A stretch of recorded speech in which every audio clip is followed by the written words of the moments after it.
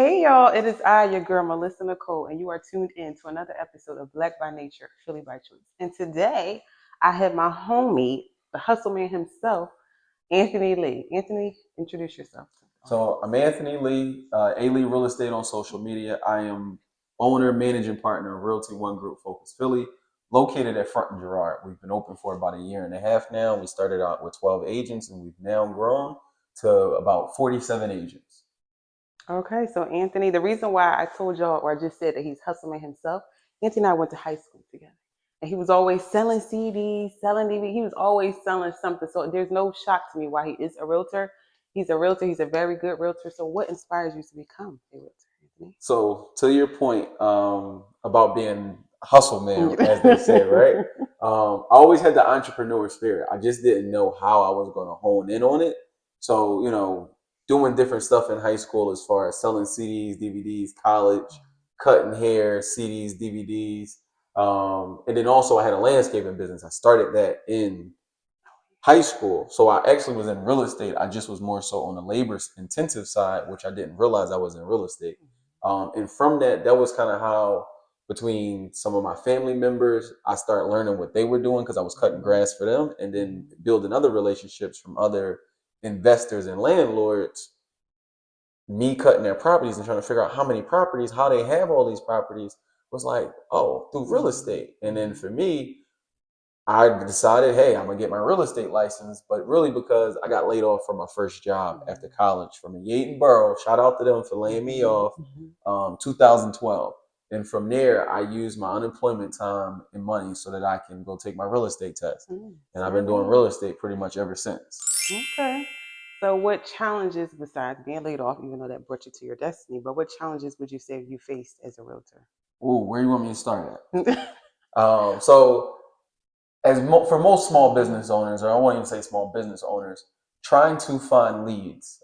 This business is definitely, it's either marketing intensive where you have to spend money for marketing, or you have to find a way to generate leads. So leads has been I'll say one of the tougher things where they fluctuate. So you have your seasons where you're getting 10, 15 leads at a time. You're closing 3-4 deals a month. And you got sometimes where, like, especially when I first got in the game, I went about 6 months without closing a deal and having no commission.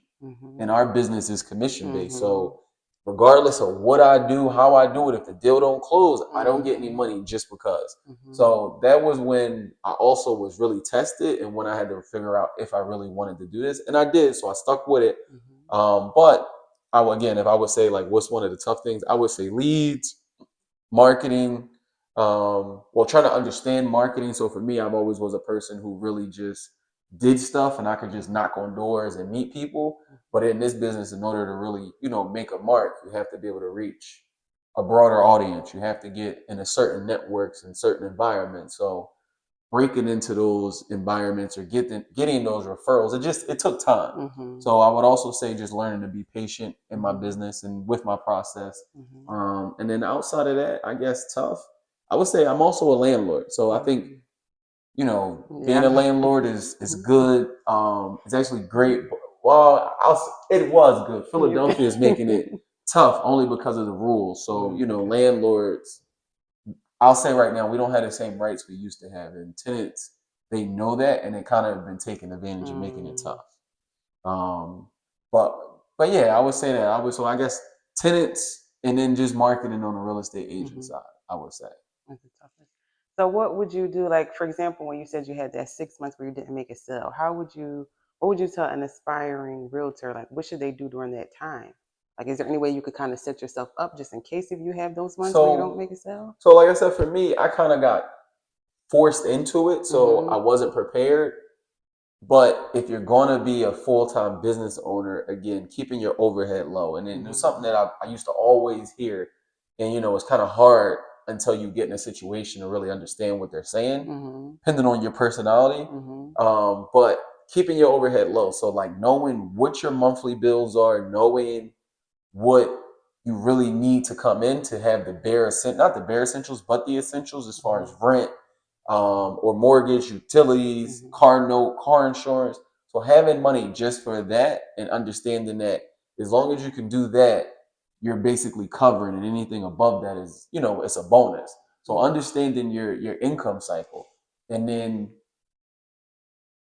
I don't want to tell you to have another business, because I also feel like it's tough to run multiple businesses, because it's almost like trying to dig more, like two holes at once. It's impossible for one person. So I would just say maybe having something that you could make some money without physically doing it. So whether it's something like passive income. Yeah, it's like true passive. So like, hey, whether you invest in stocks, or even if you can invest in somebody else's business and you can get some residual money that way. But again, the main thing is like being an entrepreneur. And again, as I'm getting better in this business, I'm learning that if I make $100, I really need to take 50 of it and put it somewhere else to make me another 50, and I can keep only the other 50, the original 50. So just understanding money management and being able to move that. But I guess I was still doing landscaping when I first got in the real estate business. So that kind of was holding me over. I could go cut grass, make a couple dollars in the sun and the heat, which, everyone, you're like, man, I'm tired of that. But that was the other thing that was my saving grace. Gotcha. So when did you know when to pivot from realtor to now being a landlord? So for me, I bought my house before I actually got my license. And that was kind of where it was like the light bulb was official, because I saw the commission that the agent made. And I was like, man, I did most of the work, and was like, yo, he made that money, even though I got the house, which I'm happy for. I'm like, if he did that, I could do that. So, for me, it really just an initial part was the fear of going back to school, taking tests, going to class, and, having to step away. But again, understanding that if you have a goal, there's going to be some type of sacrifice, whatever it is you're trying to do, if it's a true goal of yours. So it wasn't that bad. But being a landlord for me, and why I wanted to be a landlord. So again, when we're talking about having money coming in, what can you do that'll give you like the best return on investment?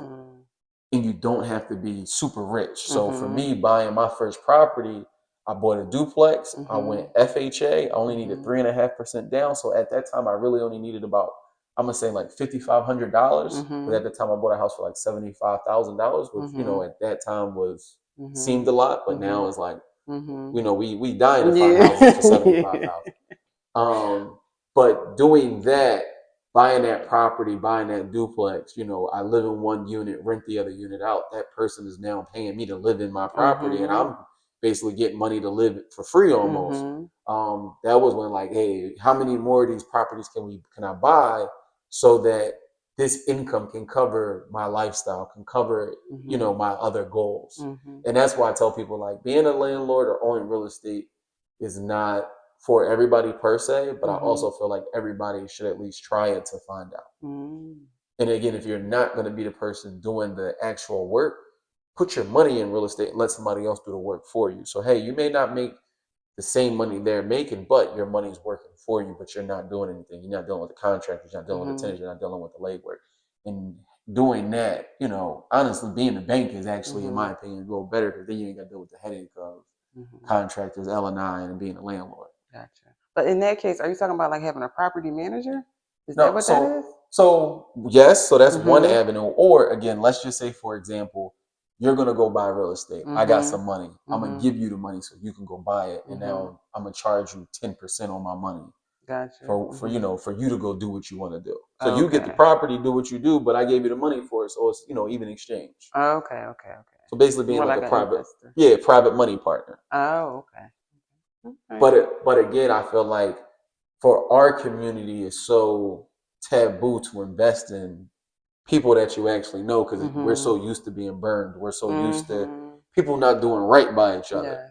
But again, being in real estate, I've been around other cultures. I've been around other networking groups. And really, that's how they flourish. So like how in our community, we see the Chinese stores and the corner stores, they're flourishing as a collective. And people are doing that in other spaces like real estate, which is why like us having these kind of conversations, it just may hit a light bulb for somebody like, man, my cousin out there doing that. Like, let me see if we could talk about me investing in. How fast can he turn my money around and give me a slight return. And remember, you ain't gonna get rich. Mm-hmm. You gave somebody $10,000, but look, that $10,000 do better with somebody else in the street versus it sitting in the bank account. Mm-hmm. But $10,000 sitting in the bank, you might make $75 for a year, but you could get that $10,000 to somebody like myself or somebody else in a different business space, and you might make $3,000, $4,000, even if you make $5,000. Like, yo, that's way better than just sitting in the bank. Yeah.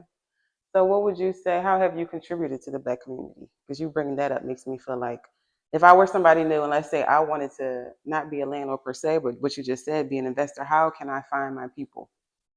Networking events, talking to people, following people's trail, I guess, in regards to like, you can look pretty much anybody up these days. So even looking it up, making sure they don't got nothing crazy on their name that come up in Google. And then, outside of that, the networking groups are really key. Like normally opportunities follow from referrals. So normally, you hang around this person, he knows that person, or she knows that person. You bound to talk to somebody and somebody bound to put you on. But just keep knocking on the doors. Because nobody will necessarily just welcome and let you in. And more than likely, I ain't gonna lie, if they just welcoming and letting you in, be careful. A little shady, huh? Right. Something might be going on. They about to spin you.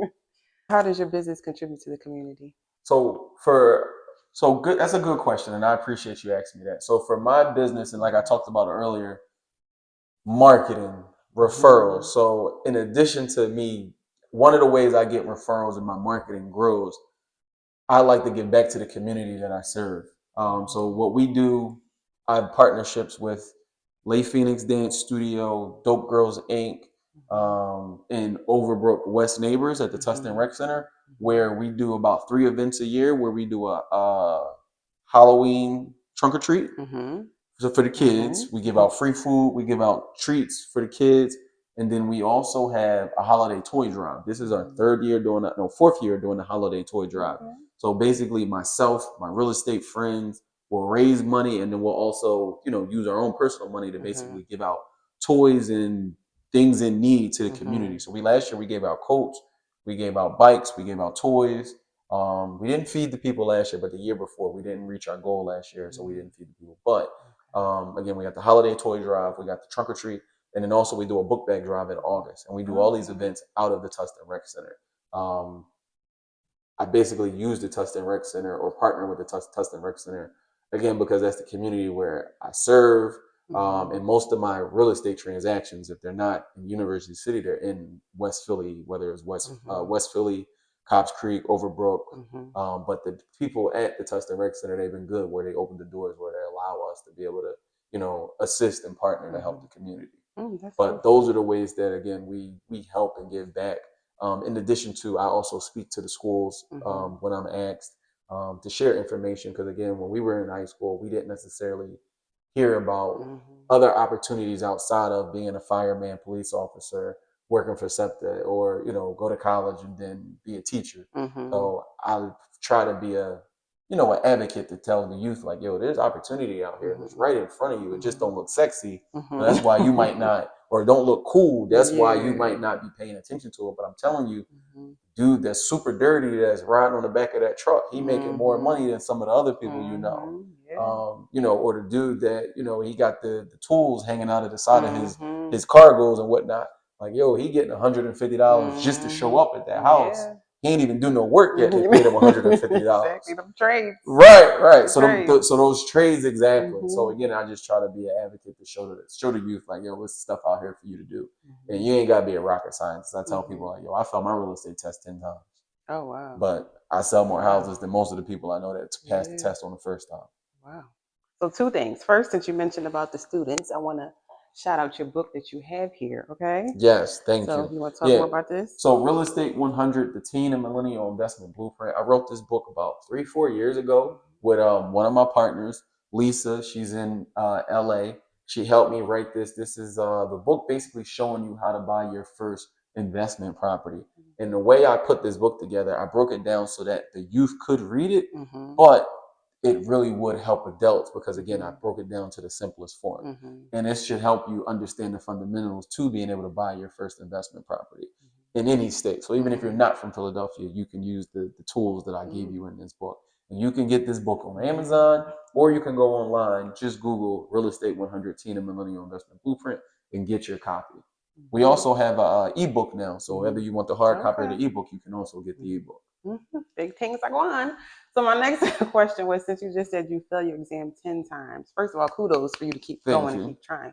But what kept you so persistent? The truth, I had already told my mom, like, yo, I'm not getting a job. And then on top of that, I told my friends and family, like, yo, I was taking the test, and every time they would see me, they would ask me if I passed, and I had to keep telling them no. So for that was really my motivation, just to let them know, like, yo, I'm gonna finish what I started, and just to prove, I ain't gonna lie, prove people wrong, like, yo, I can do it. But that, and again, I was locked in at that point, like, yo, I didn't have a choice.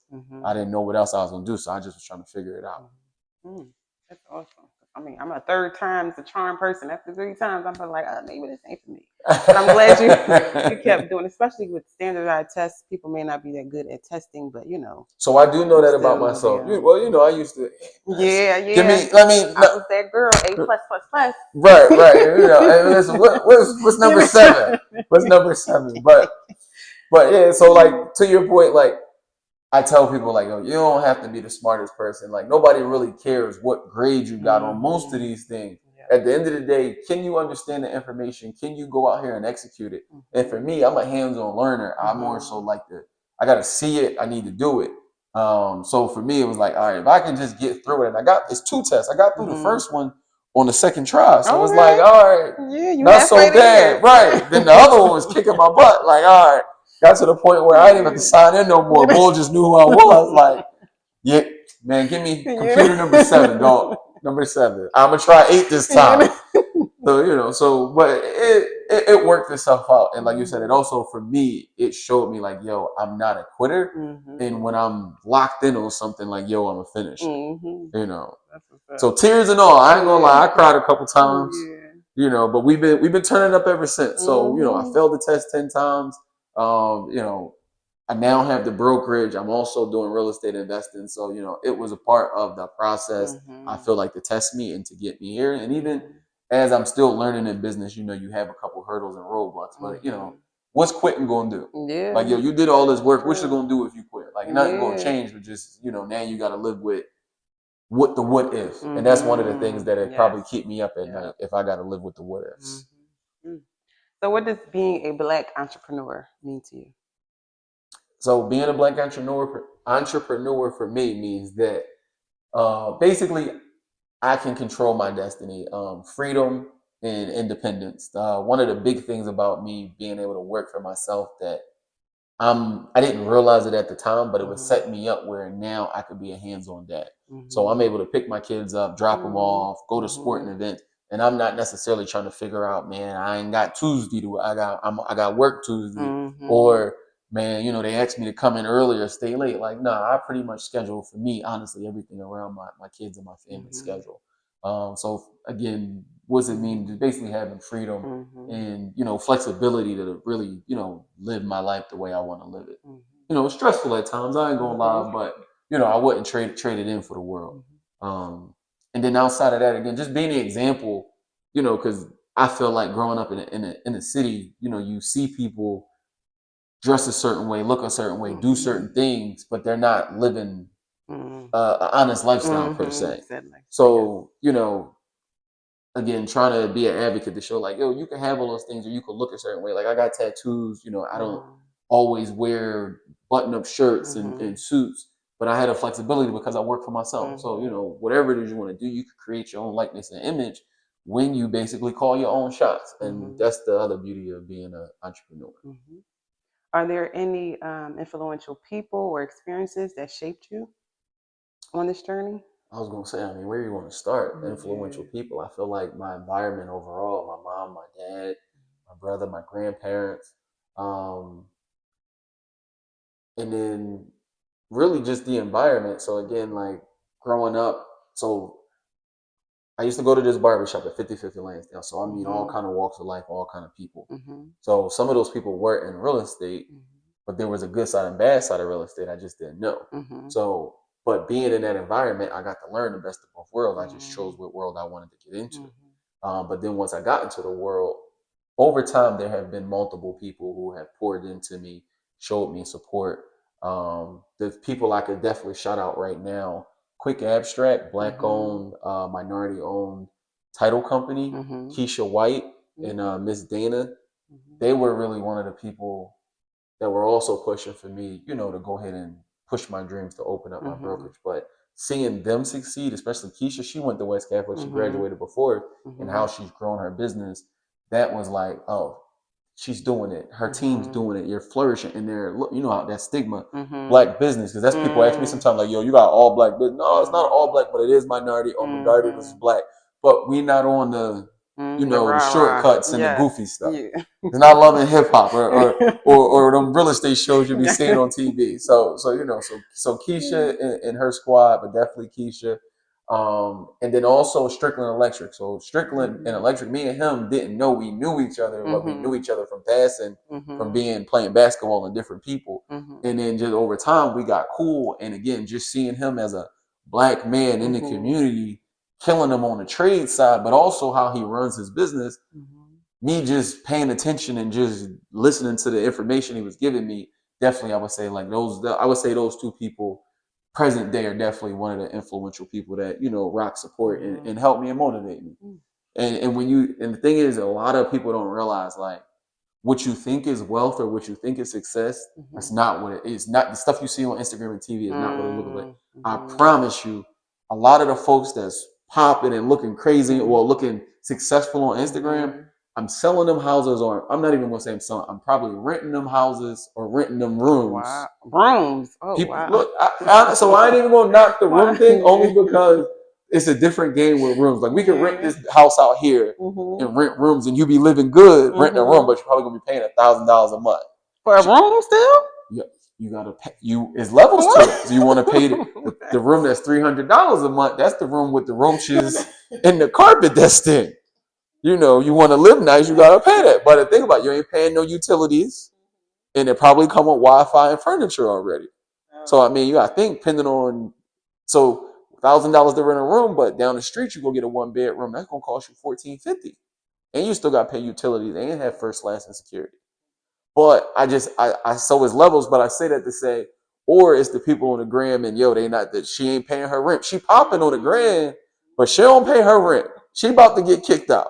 Or you got the dude that live in her crib and me and him beefing because he in the crib talking stuff and he ain't even helping her pay the rent. So it's always, like I say, the social media world is crazy. But again, I just said it to say, like, yo, what you think success is probably not. And success is really quiet. Success doesn't talk because they know what it is. As I've learned through my journey, like, just knowing, like, yo, you ain't got to say much when you know. So that's just, one of the nuggets, again, being around certain folks, and you'd be surprised, like, right. Well, I'm going to just say who got the access, because some people got the money but don't got the access, so it's different. So you think that's more important, to have access to the money? For sure, and I say that because even without the money, if you got the access, you could make a way. You could put a plan together. You could put a team together, an operation together if you got the access. Because again, say for a lot of the people that are really doing it, they're not doing it alone. So let's just say your credit is bad, but you got the money. But my credit is good, but I don't have the money. Or you got the know-how to do this and that, but I got the warehouse for you to do it. So it's something you just need the access and the opportunity. The rest of it, you can figure it out. So now you mentioned there's a bad side to it. I'm curious to know, what does that bad side look like? From which perspective, though? Because what you want to know? You want to know about being a landlord, the bad side, and how it takes you 6 to 8 months to get a tenant out that's not paying, or you want to know from the real estate agent side where you could do everything possible, and for some reason this deal could fall apart, and now you don't get no commission. So you gotta let me, So again, like I said, my 9 to 5, I could go to work. I know I could do nothing. I'll be in there stealing time, stealing money, right? And I'm gonna get paid come Friday, direct deposit. But I'm answering emails, I'm texting, I'm negotiating, I'm talking you off the ledge, and you kind of frantic about stuff that we can't control, but we gonna be all right. And then somebody will be like, yo, I changed my mind. But that makes me think too, because now that you think about, that you say that, is there? This is just me, it's an outside person looking in, but is there any way you guys could put, like, say, it's a deposit required Because you do have people, you show them like 10 houses, and it's just like, all right. So I'm not gonna lie. I think realtors overall are starting to get to the point where some people already do this. They're going to start charging clients up front because of what you're talking about. However, though, you got to think it's a way more agents probably than there is clients. I'm gonna say that. So it's like I might charge you. You'd be like, I ain't charging you. Gonna go to you. So that's where like agents got to get together and kind of be unified so people understand. So but yes, you can charge up front. You can to try to mitigate that. But I ain't gonna lie, we really don't want to do that to you. We rather like just pay us the way we been getting paid. But does everybody got to follow through? Preferably, but I do see it possibly going that way. You're gonna pay something up front. People take it more seriously then. Put some skin in the game. Yeah. Exactly. So my next question is, what advice would you give to an aspiring realtor? Make sure you get with the right team. Educate yourself. There is never too much education, and take action. A lot of agents, I'll just say, think because you have a real estate license, you're just going to be successful and have money. You're going to post some cool pictures on the gram. But it's more to that. It's showing up every day and planting the seeds. When I say you have to plant the seeds every day, because everything I do today really probably doesn't grow or harvest, I'm going to just say until 30 to 45 days. So that's why I'm constantly trying to be planting some seeds in the morning, the afternoon, at night. So, and if we got a good season, some good nurturing and some stuff going on, and stuff might come sooner, but I pretty much can know that, like, all right, I know if I do this today, it's going to set me up for next month. To do the thing tomorrow is going to set me up for the following month. So again, just getting enough education, being around the right environment, and not to sound cliche, but not being sold on the brand per se, or being sold on what the coolness looks like. Because I feel like sometimes, like being in a big box brokerage, I would say is like cool for a short while because you need to learn and just see. But I would say you want to be somewhere like, or I'll just even break it down to like when you play on a sports team, you want to be on a team that's actually going to put you in position and play. You're not just going to be able to say like, yo, I'm on a team. You ain't making no money just being on a team, but you doing all this other stuff and it's costing you money. So like you want to be somewhere where somebody's going to help you really be able to do some deals and put you in a position where you're going to really be able to get out there and utilize the stuff that you're reading and learning. What would you say sets you apart as a realtor? Like, why should I come to you? Why should I come to your realtor? Oh, well, that's easy. You should come to me because again, we're one team. We have everything in house, so everything from mortgage finance and title company, home inspection company, anything you need in order to help you get the goal. Again, we have access to. So all of those things are really the things that separate us. Where most people, you got to go here, go there, and you got to wait. Like I don't have to wait. I make a phone call, send one email, and everybody gonna put everything together for you, so that this way you pretty much know what to expect, where to go, and how to execute it, and give you a timeline that you'll be able to execute your goals. Also, this is just me speaking as a homeowner, because this is one thing I wish that my realtor had. But like, do you guys have a line of a contract? Because it's like we don't, especially if you're a first-time homeowner. Resources. So yes. So one of the things I guess I didn't mention, I'm also a licensed contractor as well. So what I don't have in my Rolodex, my network, they have. So pretty much from roofing, plumbing, electric, paint, you name it, we could help you get a referral, or we might be able to do it for you all in house. Okay, so y'all really on the money. Okay, right. One-stop shop for everything. Is there anything that you want to let the people know, like where they can find you, what you have coming up next, what to look forward to? Sure. So if you want to connect with me, again, connect with me on all social media platforms at A Lee Real Estate, or just search Anthony Lee, Philadelphia Real Estate, and you'll be able to find me. YouTube page, Instagram page. We're working on the date, but we started a group this year called the Men's Mental Edge. So one of the things that I had to work on as I started working on my personal development was my mental, my emotions, my communication skills, because those things also take play not just in real estate business but at home. So we kind of developed a support group where business owners or just men in general, husbands, fathers, single men, we get together once a month, and we actually have a licensed therapist, John Jackson from West Catholic. curates the event for us as the host, but we get together and we talk about, life, what you might have going on and with your wife, or what somebody else might have going on in a relationship, or how they're dealing with their kids, how can they support their kids better, and we just give each other insight. But again, it's more so like a non-judgment zone for men to network and also do real estate and business with each other.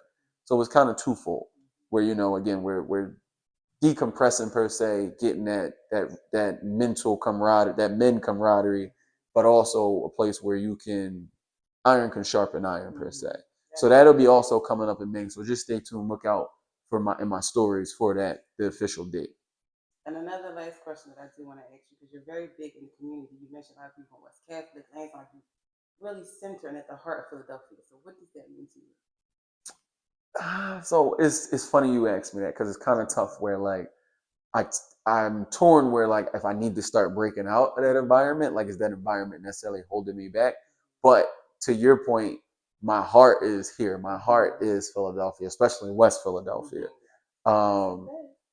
So that's kind of where like I know the people, I understand what the people go through in these communities that I'm serving. So it's like I want to be an advocate to show you like, hey, you can do these things that you want to do, or I might know somebody that can help you with an idea that I don't have nothing to do. You just mentioned about holding yourself back, and sometimes you often think that maybe you need to like break out of Philly. Instead of breaking out, why don't you think more so to adding to that?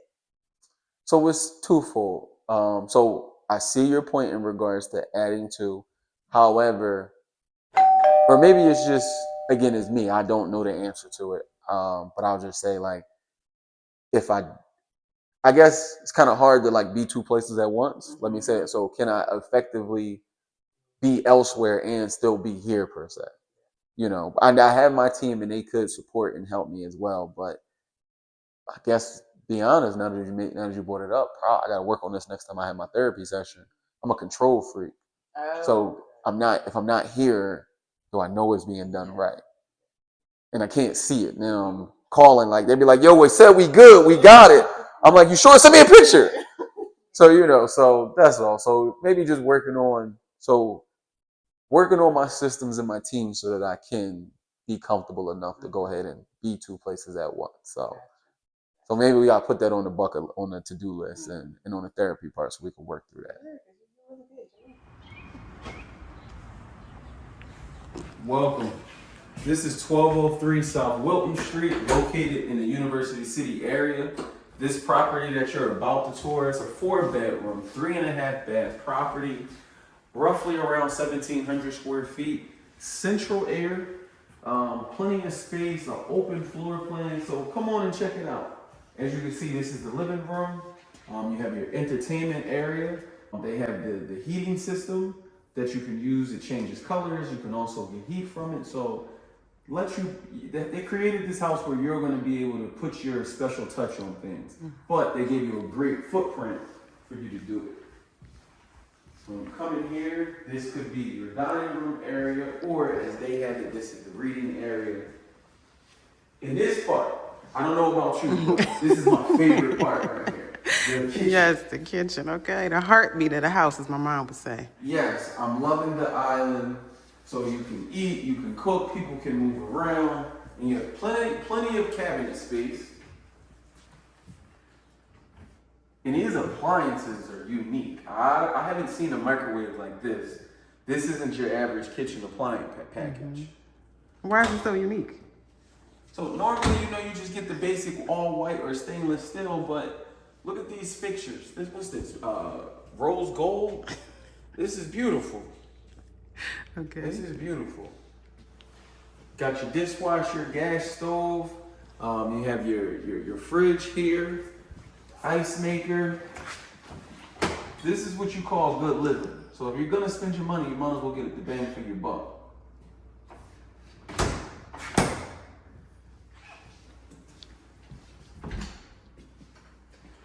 Half bathroom. So now your company does not have to roam through your house when they're on this level. And I love the accent wall. They're starting to bring wallpaper back, and that looks very, very nice. Complements the bathroom well. And as we come in here, a nice pantry area. Or if you have kids, this is where you can hide the toys for when company comes over. But if you see, you got the recessed lights, got the straight line. But again, the open floor plan, plenty of window space, being that in this property, which is a twin, which is very unique in the city. But when you get a twin, more windows, more natural light. So it's definitely a bonus for people. So let's go upstairs and let's see what the bedrooms look like. The basement area also has a bonus bedroom and a full bathroom, in addition to the space being finished where you can entertain. You have 3 large bedrooms. What I'll do is I'll show you the rear bedroom first.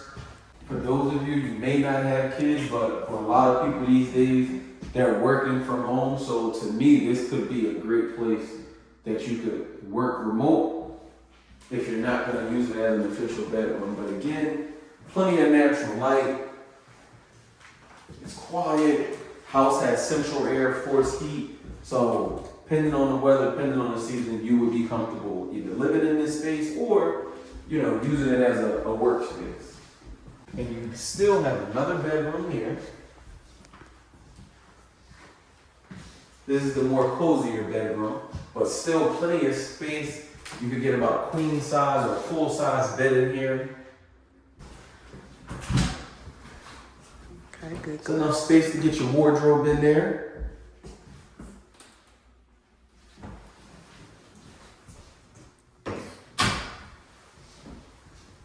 And this is the shared bathroom.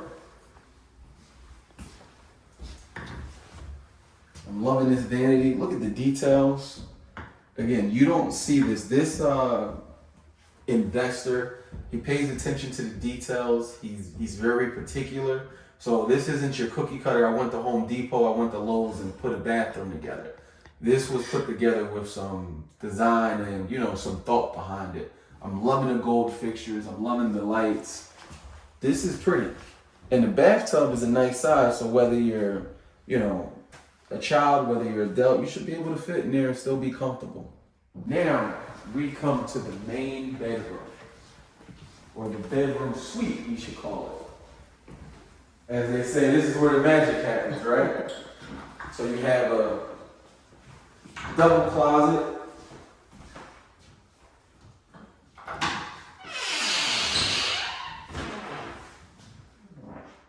So plenty of space for your items. You also have your outlet up here, so if you're gonna have a TV and you're gonna hang it, you can be able to. And again, I just love having all this natural light. I know it's a great feeling when you wake up in the morning and you can just get some fresh air or get some sunlight. And this house gives you plenty of sunlight. And then as we come in here, this is the bathroom suite. You're not going to find this in every house, especially in University City. The freestanding tub, you also have the shower. This is beautiful. Your toilets over here, the double vanity. So, you have plenty of space so you guys ain't bumping elbows trying to get your morning routine. And then even got a little closet for your toiletries and your towels. So, they tried to make sure they give you everything you needed. So all you have to do is unpack and feel like you're at home. Might need one of these for my house. But again, I love this home. If you're looking to buy a house in Philadelphia, right now is the best time to buy. And I'm sure you're going to ask why. Why would I say that? I'm saying that because right now there are plenty of grants available for home buyers that are looking to buy in the city of Philadelphia. This home in particular, it fits in the zone where they will give you about $15,000 just to purchase this house to help offset your closing costs. So again, if you're looking to buy a property in the Philadelphia area, it may not be this. Hopefully it is because it's my listing. Reach out and let's talk about what it is you're trying to do and how we can help you bridge that gap. Most people think, oh, buying a house is super hard, but I like to make it very simple. I tell people it's not that complicated. You just have to work with the right partners. So if you choose to work with me, again, we're helping you find the house, we're helping you find the funding, and we're also helping you find the closing costs. And we also have a team that can help you with the home inspection. So once you do find a house, we can make sure that house is the perfect fit for you, and you won't have any problems as soon as you move in. So if you're looking to buy a house in the Philadelphia market, reach out to me, Anthony Lee. You can find me on social media at A Lee Real Estate.